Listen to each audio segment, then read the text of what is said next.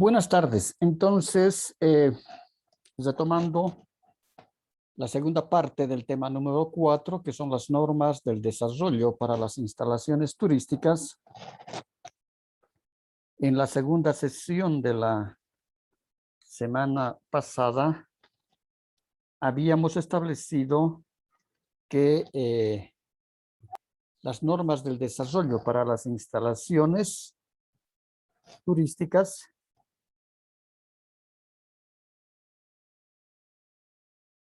van a responder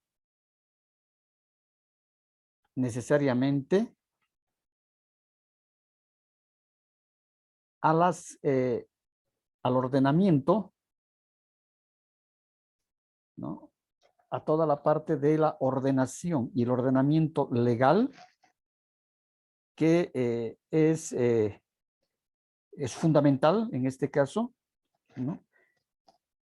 Y decíamos que las normas van a responder a la configuración, ¿no?, de los diferentes estilos arquitectónicos.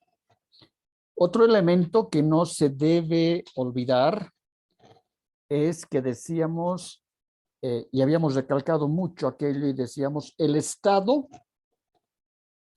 es quien norma. En ese caso, inclusive en la primera sesión de la anterior clase, veíamos de que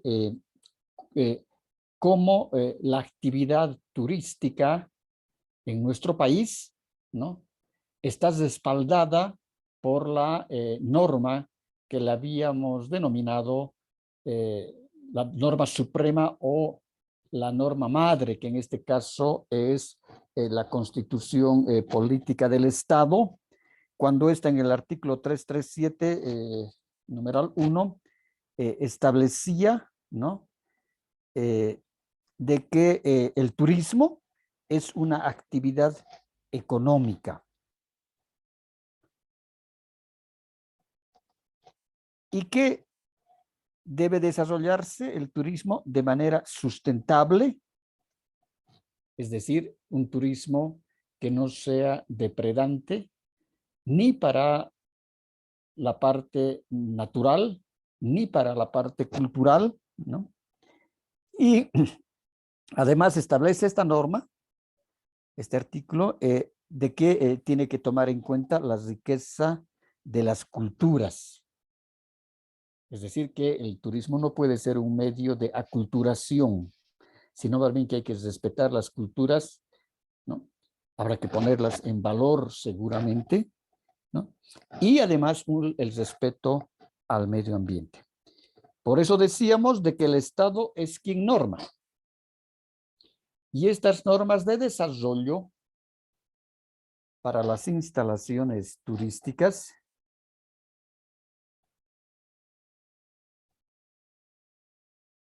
van a establecer los aspectos físicos de las construcciones como de las instalaciones.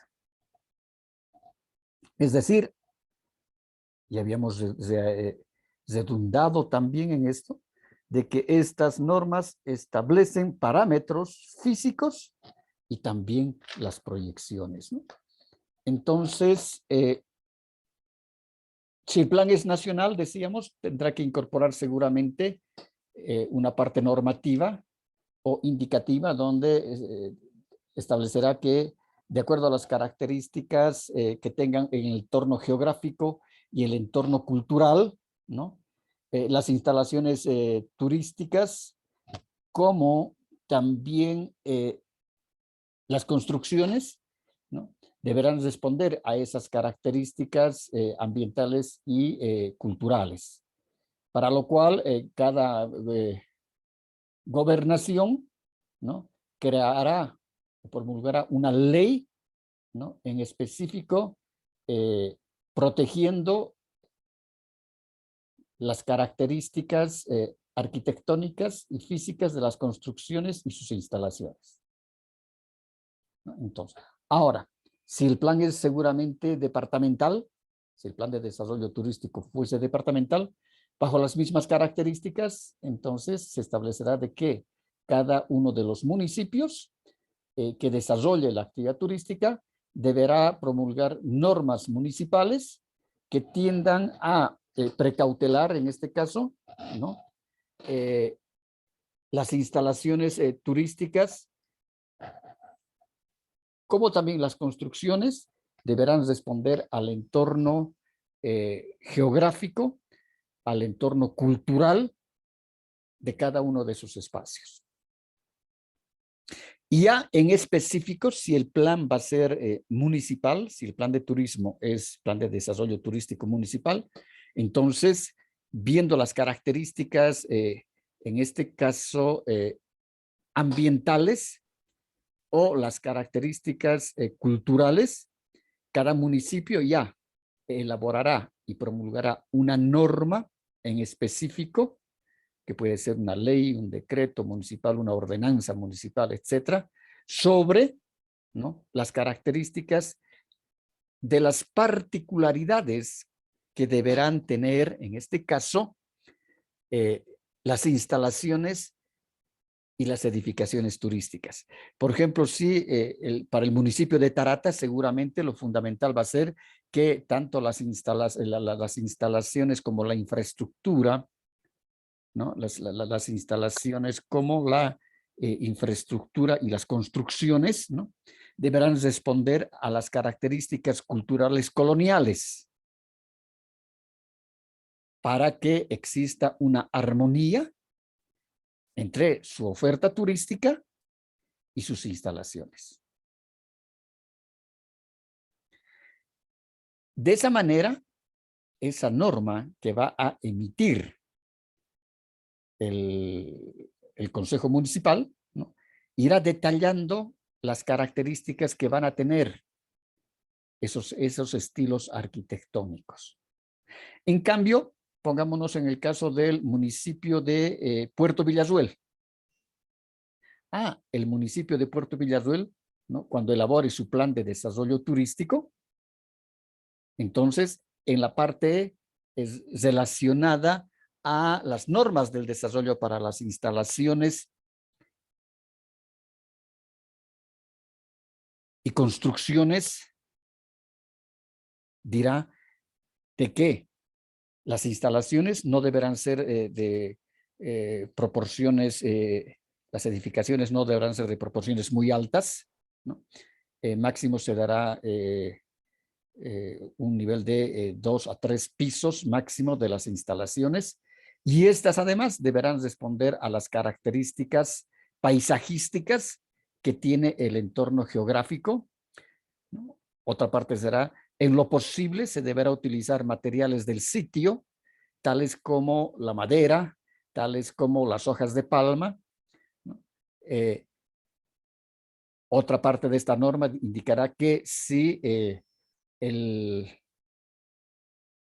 la determinación de la vida útil de cada una de esas instalaciones fuese muy corta por utilizar los materiales del lugar, entonces, pero sí se puede utilizar otros materiales, pero que estos materiales no puedan ir en contra de la armonía del paisaje turístico. Entonces, eso nos está dando las características que debe tener ya en específico cada uno de los espacios físicos que van a ser ya espacios turísticos donde se va a desarrollar las actividades turísticas y se van a proceder a la construcción de las instalaciones turísticas, ¿no? ¿Preguntas? Ninguna, dice.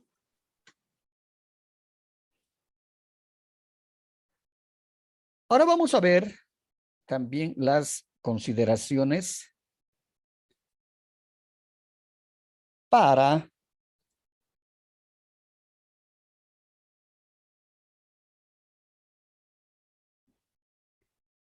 la planificación de sitios determinados. Y cuando nos estamos refiriendo a estos sitios determinados, nos estamos refiriendo mucho más a la parte específica. Por ejemplo, si este es el espacio físico del plan de desarrollo turístico departamental, entonces, por ejemplo, que este fuese el municipio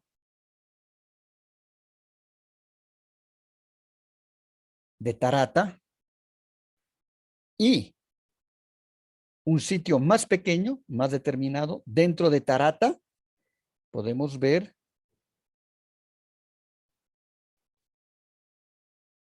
uno de sus distritos, que puede ser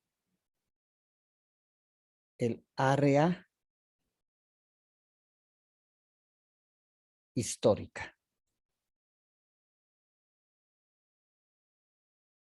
No sé muy bien, no se ve bien. Es el área histórica. Y el área histórica es este pedacito. Entonces,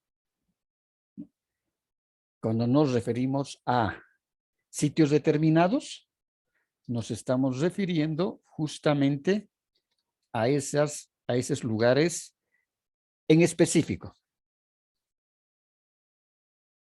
que son espacios mucho más reducidos. Por eso que los llamamos planificación de sitios determinados.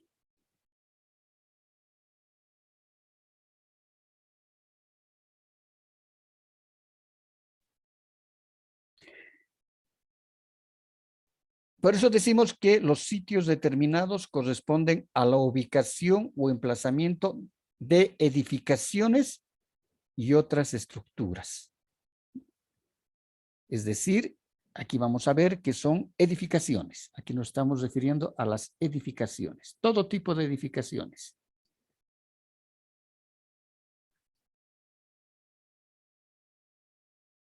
Y estructuras.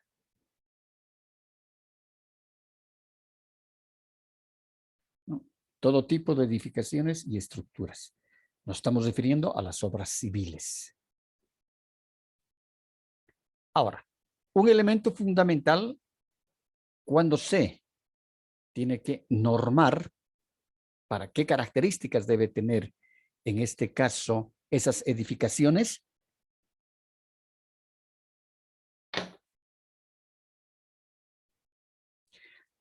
se tiene que estudiar sus funciones.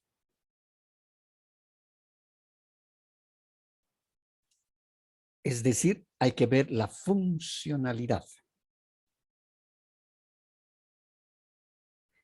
Y es por eso que decíamos el anterior semestre, una de las técnicas fundamentales, decíamos, es un principio y es una técnica, es el agrupamiento de las instalaciones.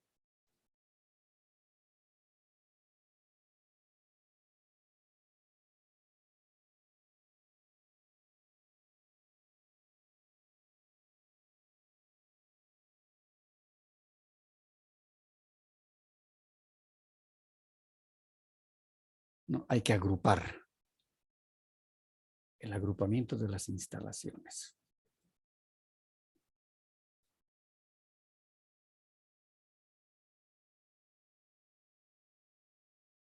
Entonces, ese agrupamiento de instalaciones va a hacer de que haya una funcionalidad, que sea mucho más funcionable. La construcción, por ejemplo, en este caso, la construcción de las edificaciones, pero esa construcción de las edificaciones también incorporan, ¿no?, como parte de la edificación, los recursos, en este caso, la obtención de recursos, agua, por ejemplo, el recurso agua. ¿Cómo va a ser ese establecimiento de hospedaje para la obtención del agua? El agua será potable, será del propio municipio, el agua potable del municipio, o tendrán que cavar y poner una bomba semisurgente para la obtención de agua y esa agua seguramente va a tener que ir en el hotel va a tener que ir a tanques elevados para que después el agua se pueda distribuir en las habitaciones, en el salón, en la cocina, etcétera, ¿no? ¿Cómo se va a, en este caso, se va a hacer el tratamiento y la purificación de esa agua para que sea agua eh, eh, potable, ¿no? Bebible, porque no nos olvidemos que uno muchas veces puede ingerir el agua al estarse duchando. Entonces tiene que ser agua potable. Eso significa que esa agua tiene que tener entonces una pequeña planta o un estanque, lo que sea, donde hay que poner cierta cantidad por volumen de litros, de un poco de cloro, etcétera, para poderla sanitizar. Entonces, ¿qué va a pasar ahora con los desagües? Es decir, con las aguas negras o las aguas utilizadas de baños, de cocinas, etcétera. ¿Dónde se van a depositar? ¿Se van a depositar a una acequia? ¿Se va a depositar a un río? Entonces, ¿dónde está es decir, en vez de que el turismo sea un medio de conservación del medio ambiente, va a ser un destructor, pues, porque va a contaminar los suelos y los subsuelos. Una cosa que me llamó mucho la atención esta mañana era que en el noticiero de las 6 de la mañana, ¿no? En el mañanero, entrevistaban a un ingeniero de la alcaldía de Tiquipaya y que Tiquipaya había tenido en una de los distritos del municipio de Tiquipaya, habían tenido una planta de tratamiento de aguas servidas o que quieren poner en funcionamiento. Aquí está construida, que hoy está terminar de construir una planta para el tratamiento de aguas. Y que hay un grupo de esa población que debe estar muy cercana donde está ubicada la planta de tratamiento de aguas, ¿no? Que se opone. Y ahí decía el técnico de la alcaldía, sí, porque en este momento la mayor parte de las viviendas que no están tanto en el área muy próxima a la plaza de Tiquipaya, mucho más allá, todos son pozos sépticos. Todas las viviendas tienen sus cámaras sépticas, sus pozos sépticos. Además, para la provisión de agua, ellos tienen pozos elevados, es decir, tienen bombitas semisurgentes. Entonces, imagínense, dice, se está tomando agua totalmente contaminada, porque las cámaras sépticas, lógicamente que son cajones, ¿no? Donde se reúne las aguas servidas, las aguas negras de baños, cocinas, todo eso, pero después eso tiene que filtrar. Eso tiene que filtrar, porque son unas cámaras, en primera instancia, esta será una cámara que habíamos visto, creo si no me equivoco, en el anterior semestre. Una cámara de cemento, donde aquí va a ingresar, por aquí ingresa las aguas servidas y por aquí salen. Pero aquí salen a otra cámara. Y es una cámara de más o menos en la forma de un cono, que tiene también tapa de cemento y aquí tiene una chimenea para que los gases puedan escapar, porque si no se explotaría pues como una olla a presión. Pero esta segunda cámara tiene aquí piedras. Está empedrada en sus paredes, empedrada en las paredes del hueco que han hecho, y lo mismo en la parte de abajo, en la base. Y aquí es la tapa de cemento. Entre el agua acá, porque aquí cuando vienen de los baños, todo eso, toda la materia, en este caso sólida, se vuelve líquida, se precipita y al irse llenando, automáticamente va a empezar a salir por este tubo. Y de acá van a empezar a drenar las piedras, ¿no? A los costaditos de las piedras, y todas estas aguas van a llegar aquí está el suelo. Todo esto es el suelo. Aquí abajo es el suelo. Y aquí tenemos ya el subsuelo. En el subsuelo hay venas de agua. Y estas venas de agua muchas veces crean inclusive bolsones de agua. Entonces, todas estas aguas, todas estas filtraciones de las cámaras sépticas están yendo a las venas de agua. Y esas venas de agua continúan su viaje y puede que aquí haya una bombita semisurgente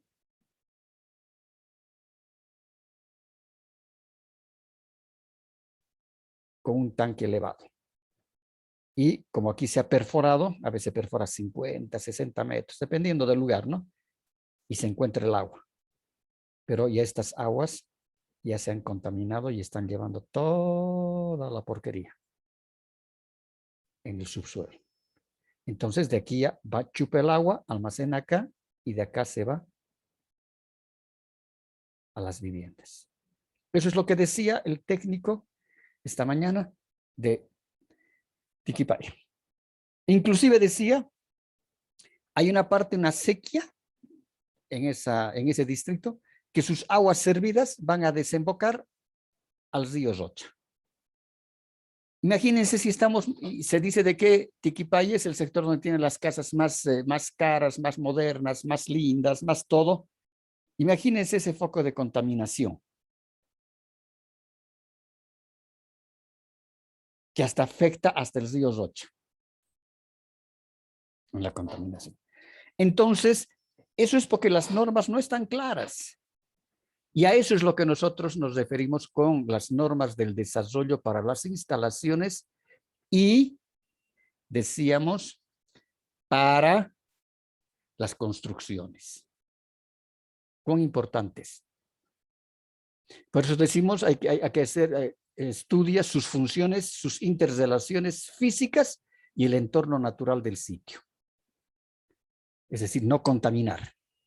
Hay que ver las formas de que las aguas servidas no contaminen. De que las construcciones de los hoteles, de los albergues, de los restaurantes, etcétera, como veíamos en fotografías anteriormente, estén totalmente armonizadas con el paisaje y el entorno paisajístico. Luego decimos, para la planificación de sitios determinados en relación a la normativa, elemento fundamental es la ubicación y diseño de las construcciones. El diseño de las construcciones. ¿No? En ese caso, ¿qué tipo va a tener que tener el diseño? El diseño de las construcciones tiene que estar normado. Porque si no, cualquier hijo de vecino viene y va a querer construir un edificio de 10 pisos en la selva o en la plaza de Tarata va a querer poner un edificio de 8 pisos, un hotel de 8 pisos o 10 pisos. No, no se puede. Por norma, no se puede. Hay que precautelar el patrimonio cultural, arquitectónico cultural de Tarata. Ya, si quiere tener un hotel con 40, 50 habitaciones, puede tener. Compre la casa de la esquina, tiene 1000 metros. Refaccione esa casa antigua y atrás hará bajo el mismo estilo arquitectónico, que es colonial, el resto de las habitaciones y utilizar ese terreno, pero con esas características arquitectónicas.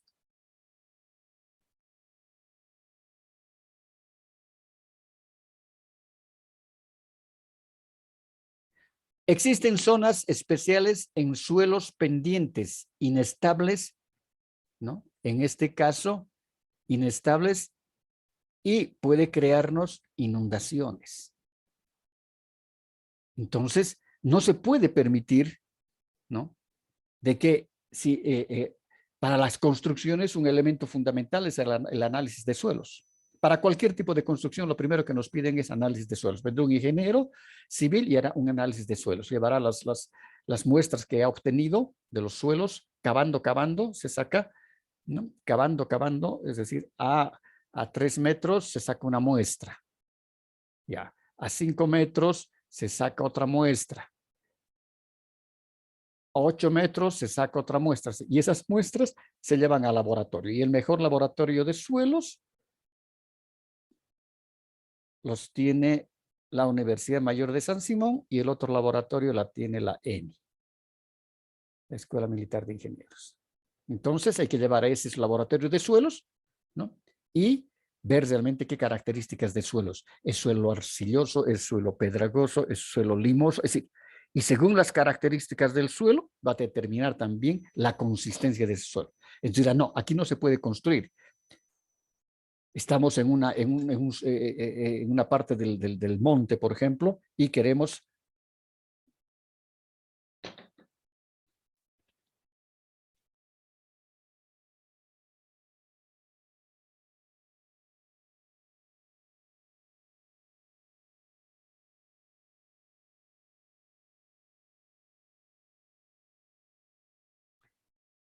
por ejemplo, si este es el...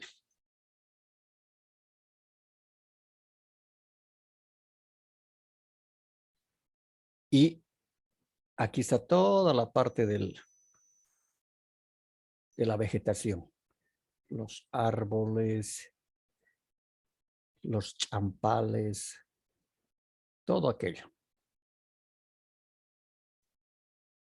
Lo que llamamos el bosque, el sotobosque, etc., ¿no?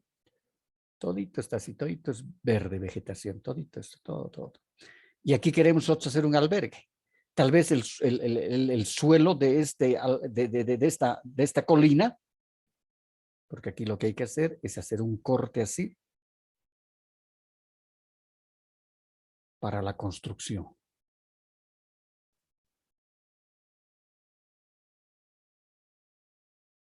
Ahora vamos a ponerle las rayas acá.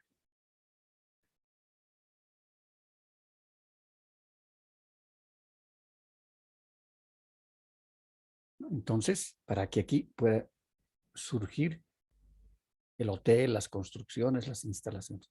Pero tal vez no resulte, porque el suelo es muy deleznable, es decir, va a erosionar y esa construcción se va a caer. O resulta de que aquí abajo sigue aquí el monte. Todito este es el monte. Los árboles, todo eso. Pero aquí hay una bajante que también está con vegetación. Y resulta que cuando llueve, esto se vuelve una laguna. Entonces aquí no podemos construir, porque es objeto de inundación. Porque por aquí vienen los ríos. Un río desborda y va a llenar todo esto, ¿no? Esos son los humedales. Entonces, a eso nos referimos. Decíamos que otra consideración fundamental es la agrupación de edificios, ¿no? Es decir, tenemos que buscar la agrupación de los edificios.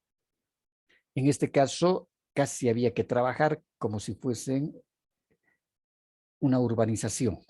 Hay que hacer una agrupación de las instalaciones, porque los costos van a ser mucho más bajos en la parte de servicios básicos, luz, agua, alcantarillado y todo eso. Una técnica muy importante es la creación de centros turísticos. Por ejemplo, aquí era, no, ya le hemos borrado esa imagen. Cuando veíamos Tarata, decíamos, esto es Cochabamba, este es el municipio de Tarata, y un sitio determinado va a ser la parte histórica de Tarata. Entonces, aquí se puede hacer un plan de desarrollo para un centro turístico. Y esa técnica de centros turísticos es muy aplicable a Bolivia, porque nuestros atractivos turísticos, la mayor parte, como vimos en el anterior semestre, cuando hemos visto y hemos hecho el estudio de caso del Plan de Desarrollo Turístico de Bolivia, ¿no? El 90% de los atractivos turísticos están en el área rural. Entonces, hay que trabajar como creación de centros turísticos con corredores con vista a los atractivos turísticos. El escalonamiento de los edificios por densidad alta o baja.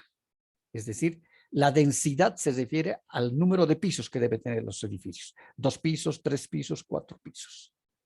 Entonces, para un caso en la selva, etcétera, entonces la densidad máxima serán edificaciones de 2 pisos. ¿No? Las cabañas tendrán que ser de 2 pisos. Y pueden ser de densidad alta si los espacios ya tienen en el lugar, ¿no? Edificaciones muy concentradas, como es el caso, por ejemplo, edificaciones, el caso del Cercado Cochabamba. Pero será en la zona norte, en la zona sur, en la zona este, zona oeste. Si ustedes quieren construir un edificio, un hotel de 10 pisos próximo a la plaza 14 de septiembre, no les van a permitir. Porque todos los edificios están declarados como monumentos, es decir, patrimonio histórico. Por eso que la UNICEN siempre ha mantenido todo el frontis, porque la norma dice eso. El primer patio se mantiene con esas características de vivienda colonial y atrás sí se pueden hacer edificaciones más altas. Establecer ubicación de carreteras, parqueos, jardines, senderos, etc. Aquí, por ejemplo, tenemos, miren, como una alberca, una piscina y cómo las instalaciones están perfectamente, esta es una de 2 pisos, están armonizadas, inclusive con la utilización de materiales del lugar, porque aquí tenemos madera, porque son, en este caso, troncos de árboles, ¿no? Acá tenemos, cuando hablamos de densidad, por ejemplo, tenemos construcciones de 2 pisos, no más, y esta es un área urbana de un pueblito. Acá tienen el pueblito, acá tienen el nevado, pero no hay edificaciones altas, sino que se mantiene esas características que van a mantener el paisaje y la armonía en él, ¿no? Acá también tenemos otra instalación que está totalmente, es decir, 2 pisos, una densidad de 2 pisos, utilización de madera como material, todo esto es madera. El balcón, por ejemplo, también todo es en madera. La estructura aquí es yeso y madera. Los ventanales de madera. El farol, inclusive de la época colonial, ¿no? Estilo colonial. Entonces, existe, lógicamente, esas características. Aquí tenemos estación superior de un funicular, ¿no? El croquis de la vía Fesata. Aquí vemos es la estación del funicular que viene hasta acá. Y esto ya se hace funiculares como tenemos aquí el del Cristo, ¿no? Y luego hay un camino de senda, la vía Ferrata, para poder llegar hasta el destino turístico. También en este caso, la apertura de las sendas tienen que estar sujetas al estudio de suelos. Preguntas. Ay, ay, ay, ay, ay, ay. ¿Tienen preguntas? No, Lice. Ya, entonces nos vemos en 10 minutos.